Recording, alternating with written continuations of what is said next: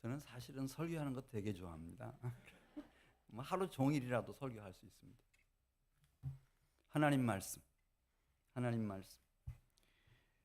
요한복음 12장 17절입니다. 요한복음 12장 17절.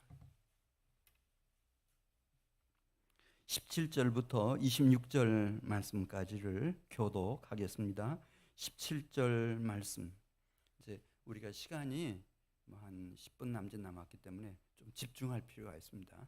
효과는 1시간, 우리가 말씀드린 효과를 우리가 목표로 하는 거니까 저부터 우리 사랑하는 성도 여러분들이 좀 말씀에 집중해 주시기 바라고, 17절 말씀 제가 먼저 봅니다. 나사로를 무덤에서 불러내어 죽은 자 가운데서 살리실 때에 함께 있던 무리가 증언한지라.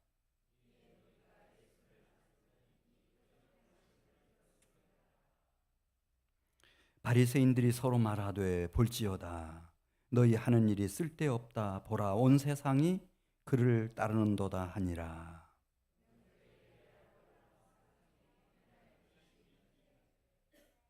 그들이 갈릴리 벳세다 사람 빌립에게 가서 청하여 이르되 선생이여 우리가 예수를 비옵고자 하나이다 하니,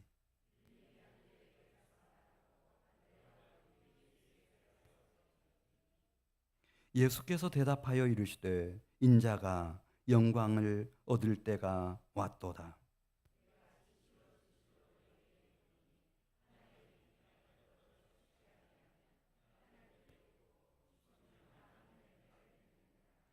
자기의 생명을 사랑하는 자는 잃어버릴 것이요 이 세상에서 자기의 생명을 미워하는 자는 영생하도록 보전하리라.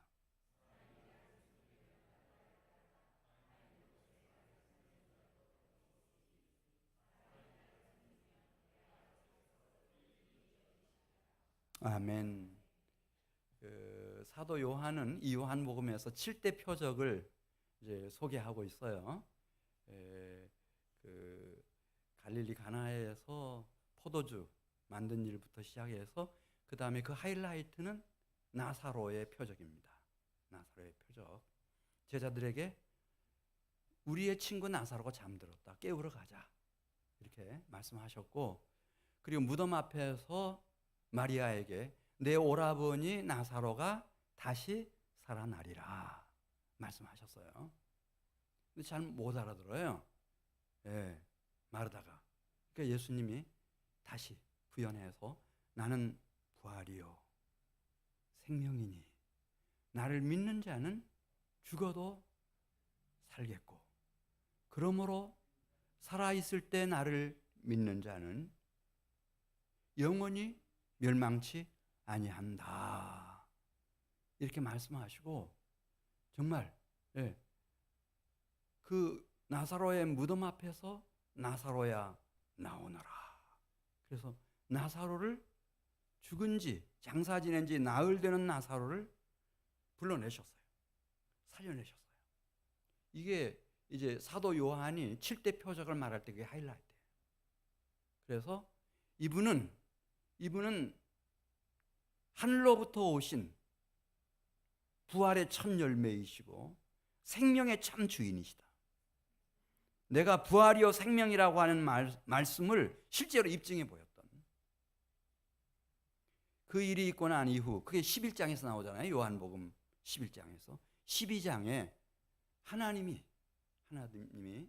이 하늘로부터 인자로 이 세상에 오셨고 하나님 품속에 계시던 그토록 사랑했던 독생자, 그 사랑하는 아들의 나라를 세우시기 위해서 제왕 즉위식이라고 하는 게 있죠. 이 땅에도 뭐 조선의 왕이 된다든지 로마 제국의 황제가 된다든지 그러면 즉위식을 합니다. 오늘부터 이분이 이 조선의 왕이다, 이 로마 제국의 황제다, 즉위식 하는 거예요.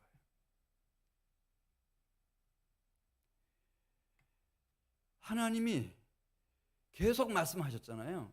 내가 시온의 왕을 세울 거다.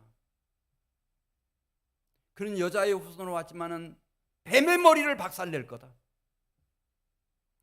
이사야 9장에도 이사야 11장에도 그분의 통치의 영역은 땅끝까지 이를 거다. 영원할 거다. 물론 아브라함의 씨로 다윗의 자손으로 오지만은 그는 메시아 그리스도로서 사망 권세를 멸하고 새 생명, 부활 생명, 영원한 생명을 주실 생명의 왕이 오신다. 근데 이분이 오셔서 이제 그걸 시연해 보인 거예요. 사랑하는 자, 친구 나사로가 죽었는데 그 장사 지낸 지 나흘째 되는 날에 불러내신 후 하나님은 바로 그 다음 날 주일이었어요. 종려주일이라고 그러죠. 종려주일. 자, 어떻게 이 제왕 즉위식을 하나님이 이루어 가시는지 오늘 13절 요한복음 12장 13절 말씀 보겠습니다. 이 소문이 막 퍼져나간 거예요. 그 얘기를 17절에 썼어요. 나사로를 무덤에서 불러내어 죽은 자 가운데서 살리실 때에 함께 있던 무리가 증언했어요. 가족들에게, 친구들에게, 만나는 사람들에게. 너무 놀라운 일이잖아요. 다 증언했어. 그래서 그 다음날 이 증언을 들은 사람들이에요. 아까 우리 이경찬 전사님 얘기하셨지만은 이 증언을 들었느냐 안 들었느냐 하는 차이가 이게 결정적인 거예요. 지금은 당장 반응하지 않는다 하더라도 아까 우리 권사님 간증해 주셨잖아요. 자기 아버지가 마지막에 어떻게 주님을 영접했고 하나님의 은혜가 그를 덮었으면 목사님이 임종예배 드리는데 그 영혼을 하나님 불러주셨다네. 그 맞아요? 그냥 어떻게 실수를 한 얘기예요? 진짜 그런 거예요. 저분이 거짓말할 사람은 아니에요. 아니 저도 그런 경험이 있으니까. 하나님의 은혜가 임한 거예요. 그게 왜 그런가 하면은 아내를 통해서 증언을 들었어요. 예수님이다. 예수님밖에 없다. 이 증언을 들은 사람과 듣지 않은 사람은 하늘과 땅만큼 차이가 있는 거예요. 그러니까 우리 전도라고 하는 것은 내가 꼭 그 사람을 딱 끌고 한민교회까지 예배당까지 온다. 그게 목적이 아니에요. 그렇게 안 해도 괜찮아요. 하나님이 나에게 주신 이 놀라운 사실, 내가 그 현장에 있었잖아요. 예수님이 뭐라고 말씀하셨는지, 나사로가 어떻게 살아나왔는지, 그래서 예수님 곁에 살아있는지 내가 직접 보고 들은 얘기 증언하는 거예요. 그 너무 전도를 어렵게 생각하지 마세요. 믿고 안 믿고 하는 건 그 사람 책임이에요. 우리는 주님이 나에게 주신 그 놀라운 사실, 나에게 주신 게 있잖아요. 그 증언하는 거예요. 그게 전도예요. 그 증언이 막 살아서 역사하는 거예요. 그래서 그 다음날 어떤 일이 벌어졌는지 13절 보겠어요. 막 사람들이 몰려 나오는 게 그때 6월절이니까 디아스포라 전 세계에서 모여든 유대인들이 말이죠. 그 소문 이 소문이 막 얼마나 빠른데요. 그렇지 않아도 예수님에 대한 관심이 지대했던 그때 금방 막 번져나가죠. 일파만파로 퍼져나가죠. 예수님 보기 위해서 사람들이 몰려 남았는데 이게 13절 보면은 이들이 무엇을 준비했나? 손에 종려나무 가지를 준비를 했어요. 종려나무는 팜트리라고 하잖아요. 팜이라는 말이 손바닥이라는 뜻이에요. 대추야자인데 왜 우리가 무슨 큰 대회에서 우승을 했다. 그럼 누구든지 다 만세를 부르잖아요. 대한민국 만세를 부르든지 뭐 하잖아요. 꼭 그래요. 이 종려나무 가지 잎새가요. 그래서 이 종려나무의 1차적인 의미는 승리예요. 승리. 이분이 오셔서 죄와 사망의 세력을 깨부수고 승리하신 거예요. 승리. 그 다음에 이 종려나무 가지의 상징적인 의미가 평화예요. 평화. 이분이 평화를 주시는 거예요. 평화를 주시는 거예요. 내 심령 속에, 내 몸 속에, 내 생애 속에, 우리 가정 안에, 이 지역사회와 국가, 민족사회, 인류사회 안에 이분만이 평화의 왕이시니까 이분이 평화를 주시는 거예요. 그 다음에 이 대추야자는요, 종려나무는 이 열매가 맺히는데요, 포도송이 그게 문제가 아니에요. 그 대추야자가 꿀이라고 그러잖아요. 꿀, 허니처럼 그렇게 달아요. 당도가 한국에 있는 과일은 그렇게 단 과일이 없죠. 이게 막 수백 개씩 맺히는 거예요. 한 꾸러미에서. 예. 번성을 뜻해요. 생육하고 번성하라 그런 말씀 나오잖아요. 이분이 바로 그분이에요. 개인이든 가정이든 사회든 한 시대에 진정한 승리를 안겨주실 분, 진정한 평화를 주실 분, 일평생 동안 영원토록 번성하게 해주실 분, 천대까지 자손이 번성하게 해주실 분, 복되게 해주실 분. 여기 지휘하는 사람 없어요. 정말 지휘하는 사람 없어요. 하나님 지금 하시는 거예요. 당신의 아들을 제왕으로 즉위시키기 위해서 하시는 거예요. 어떤 사람들은 자기의 겉옷을 벗어가지고 예수님이 지나가시는 길바닥에 딱 깔아드리는 거예요. 깔아드려. 앞에서 가고 뒤에서 따르면서 이들이 어떻게 하나 13절 읽습니다. 종려나무 가지를 가지고 맞으러 나가 외치되 호산나 찬송하리로다 주의 이름으로 오시는 이 곧 이스라엘의 왕이시여 하더라. 호산나가 이거 중요한 의미가 있어요. 시편 118편에 보면 주 여호와여 우리를 구원하소서. 그러니까 이 세상에 태어나서 대충 살아온 사람들 말고 우리 양윤선 권사님처럼 제대로 부딪힌 사람들은 이러다 내가 죽겠구나. 예, 과로로 쓰러져서 죽겠구나. 예, 막 그런 위기감이 막 몰려들잖아요.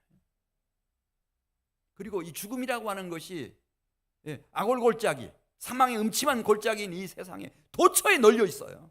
그걸 봤어요. 그래서 그들이 외친 거예요. 여호와여 우리를 구원하소서. 이게 호산나예요. 하나님이 아니면 안 되는 거예요. 하나님만이 나를 구원하실 수 있어요. 이 모든 죄와 지혜의 저주에서부터 나사로의 외로움, 고독, 그 가난, 그 지긋지긋한 질병, 그리고 코앞에 와 있는 죽음의 험한 세력 앞에서 여호와여 우리를 구원하소서. 그게 뭐라고요? 호산나. 근데 이제 그분이 오시고 난 이후에는 호산나의 이름이 이제 확 바뀌어 버렸어요. 그 개념이, 의미가. 호산나가 이 복음서에서는 무슨 의미로 쓰여져 있는가 하면 호산나, 왕이시여 오시옵소서. 유대의 왕이시여, 오늘 여기 본문에 나오는 이스라엘의 왕이시여, 하늘로부터 오신 온 인류의 구세주시여, 우리 왕 만세. 이게 호산나예요. 호산나. 하나님이 보내주신 왕을, 진짜 왕을 말입니다. 그 시온의 왕을 너무 기쁨으로, 감사함으로, 감격함으로 영접하면서 올려드리는 찬양, 이게 호산나예요. 호산나. 그 이중적 의미를 갖고 있어요. 다시 한번 13절 말씀을 같이 읽어요.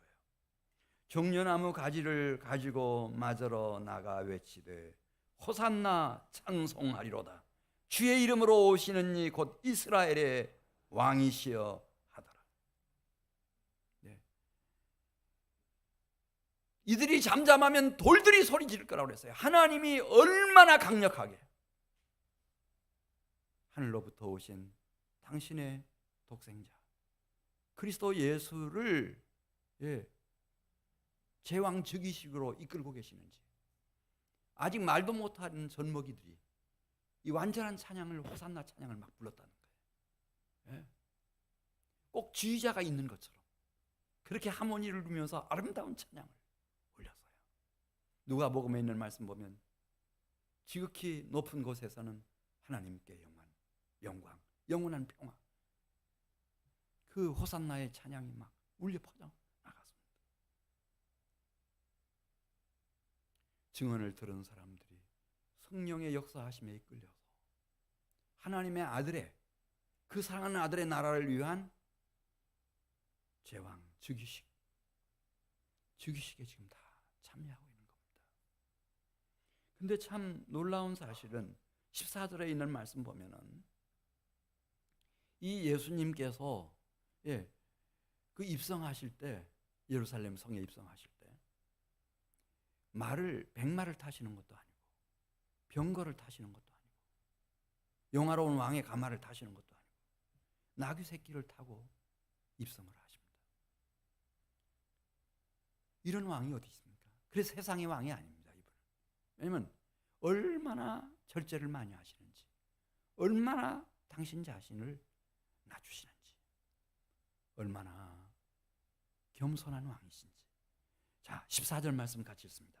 예수는 한 어린 나귀를 보고 다시니 이는 기록된 바 시온 딸아 두려워하지 말라. 보라, 누가 너희 왕이 나귀 새끼를 타고 오신다 함과 같더라. 할렐루야. 네. 그리고 이 제왕 즉위식이 끝나고 난 이후 대관시라고 그러거든요. 서양에서는 막 큰 나라들, 힘 있는 나라들은. 그래서 이 즉위식이 끝나고 나면은 막 그 화려한 왕의 그 의자가 있어요. 황제 의자가 있습니다. 거기 딱 앉혀드리고 그렇게 화려하게 꾸민 왕관을 갖다가 머리에다가 다 씌워드리고 그리고 가장 호화로운 옷을 입혀드리고 어마어마한 잔치를 베풀고 다 그렇게 하잖아요. 그런데 이분은 이때부터 시작한 겁니다. 세상 죄를 지고 하는 하나님의 어린 양으로서의 그 고난의 길을 걸어가시는 겁니다. 자, 20절, 21절 가서 보겠어요. 그때 이제 그 예수님의 제자 중에 안드레가 예수님을 찾아오고 또 빌립도 찾아와서 예수님께 말씀을 드려요. 지금 헬라에서 사람들이 왔다는 거예요. 예수님 보고 싶어가지고 한번 꼭 뵙고 싶어 한다는 거예요. 그러면은 당연히 이 즉위식 하는 날이니까 나를 축하하기 위해서 왔나 하고 이 사람들을 맞이할 거 아니에요. 그 당시만 해도 헬라 세계가 가장 문명화된 세계였어요. 철학적으로나 모든 문화나 교육이나 정치 제도나 모든 면에서. 그런데 예수님은 뭐라고 말씀하시는가? 지금 이제 6월절 양으로 돌아가셔야 할 시간이 며칠 안 남았네요. 일요일, 주일, 월, 화, 수, 목요일까지 닷새 남았어요. 닷새. 그러니까 시간을 어디다가 예수님이 쓰시는지 한번 보세요. 자, 우리 22절 말씀 보겠습니다. 빌립이 안드레에게 가서 말하고 안드레와 빌립이 예수께 가서 다 말씀드렸어요. 이렇게 헬라에서부터 헬라 사람이에요. 그러니까 오늘날 우리 말하면 유럽 사람일 수도 있고 미국 사람들일 수도 있고 대표성을 가지고 온 헬라 사람들인데 좀 시간을 내셔서 한번 만나보시죠. 이렇게 예수님께 부탁하는 거예요. 근데 그때 예수님은 뭐라고 말씀하시는지 23절 보겠습니다. 오직 한 가지를 생각하십니다. 그건 하나님의 뜻입니다. 하나님의 일하심입니다. 십자가의 길입니다. 이거 하나만 생각하시는 거예요. 물론 예수님은 전도하기 위해서 선교하기 위해서 이 세상에 오셨지만은 이제 남겨진 닷새 동안 이 주님은 무엇에다가 집중하시나? 우리 23절, 24절 같이 읽고 마치겠습니다. 예수께서 대답하여 이르시되 인자가 영광을 얻을 때가 왔도다. 이 영광이라고 하는 게 정말 다르죠. 대관식에서 이 세상 대관식에서 황제가 즉위를 하면 그 영광이 뭡니까, 여러분? 우리 상상할 수 있죠. 그런데 하나님이 제왕 즉위식을 하는 이 예수님의 영광은 뭡니까? 이렇게 하늘과 땅만큼 차이가 나는 걸 어떻게 합니까? 다시 한번 23절, 24절을 같이 읽으면서 생각해 보겠습니다. 예수께서 대답하여 이르시되 인자가 영광을 얻을 때가 왔도다. 내가 진실로 진실로 너희에게 이르노니 한 알의 밀이 땅에 떨어져 죽지 아니하면 한 알 그대로 있고 죽으면 많은 열매를 맺느니라. 죽음을 생각하는 겁니다. 죽어서 천하를 주고도 바꿀 수 없는 생명과 영혼을 구원하는 겁니다. 이게 영광입니다. 그래서 대충 교회 다니고 예수 믿어가지고는 제가 볼 때 영광이 뭔 줄도 모르고 세상 떠나실 수도 있겠습니다. 그러면 그렇게 가르칩니다. 이단성이 있는 분들은 이렇게 예수님이 다 대속의 고난을 받으시고 완전한 구속의 길을 열어놓았으니까 우리는 룰루랄라, 우리는 이 세상 재미 보고 이 세상 향락 누리고 이 세상 영화 누리고 이렇게 살아가면 된다, 이렇게 생각하는 분들이 계시는데 전혀 그렇지 않은 걸 어떡합니까? 주님은 25절에서 자기의 생명을 사랑하는 자는 잃어버릴 것이요 이 세상에서 자기의 생명을 미워하는 자는 영생하도록 벗어나리라. 그러면서 사람이 나를 섬기면, 그러면서 예수님 섬기는 것이 뭔지를 지금 설명하는 거예요. 사람이 예수님을 믿고 나 예수를 섬기려면 나를 어떻게 하라고 그랬죠? 배척하라고 그랬어요? 나를 따라오라는 거예요. 우선 나의 뜻 말고 하나님의 뜻, 이 세상 일 말고 하나님의 일, 이 세상 영광 말고 썩어질 세상 영광 말고 썩지 아니할 하나님의 영원한 영광, 거룩한 영광. 하나님이 나에게 주신 시간 12시간 말입니다. 해가 떠서 질 때까지 하나님이 나에게 부여하신 사명, 그걸 정확히 알고 나를 믿고 섬긴다고 하는 이는 나를 따르라, 이렇게 말씀했어요. 이게 예수님의 가르침이에요, 여러분. 이걸 고치려고 들면 안 돼요. 어떤 결의도 안 돼요. 어떻게 예수님의 말씀을 능가할 수 있나요? 어떤 회의 결정도 안 돼요. 로마 가톨릭 교회가 그러다 망했어요. 나중에 성경 읽지도 못하게 했어요. 왜냐하면 성경하고 회의 결정 사항이 다 배치되는 거야. 다 배치돼. 한국 가톨릭도 성경 읽기 한 지 얼마 안 됐어요. 못 읽겠어요. 그거 읽으면 다 들통나 버리는데.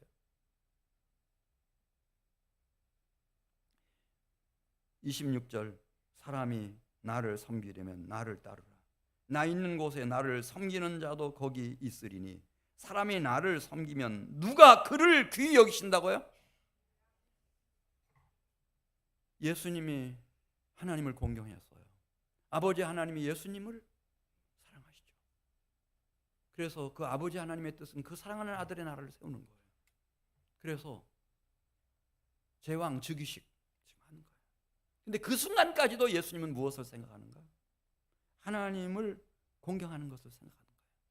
그리고 영원토록 성부이신 아버지 하나님을 당신이 사랑하는 아들을 영화롭게 하는 거예요. 그게 성부 아버지 하나님의 뜻이에요. 그리고 마찬가지라는 거예요. 예수님을 믿고 예수님을 섬기려고 결단한 사람들은 무엇이 예수님을 믿고 섬기는 거냐? 뭐가? 나를 따르는 거다. 이거예요. 우리 기독교 신앙의 근원적인 핵심, 본질적인 내용이 십자가를 지고 예수님을 따르는 거예요. 그리고 아버지께서 영원토록 영광스럽게 하시는 그 축복 속으로 영생 안으로 들어가는 거예요. 우리 같이 기도드리겠습니다. 연명의 허성초 안수 집사님 가정에서 감사헌금, 강민석 집사님 감사헌금 드렸습니다. 아버지 하나님, 저희를 창세전에 선택하시고 그리스도 안에서 불러주셔서 참 감사합니다. 우리가 예수님을 믿되 예수님을 섬기되 십자가를 지고 예수님을 따르는 저희가 되게 해주시옵소서. 그 여정 속에서 어떻게 그리스도 예수께서 생명의 참 주인이시며 우리를 부활 생명으로 인도하시고 하나님이 준비하신 그 거룩하고 영원히 영광스러운 영생으로 이끌어 주시는지, 그 놀라운 경험, 그 축복 속에서 살아가는 성도들이 다 되게 해 주시옵소서. 하나님 앞에 드리는 감사헌금을 연락하시고 흠양하옵시며 드리는 손길 심령을 축복해 주시옵소서. 예수님의 이름으로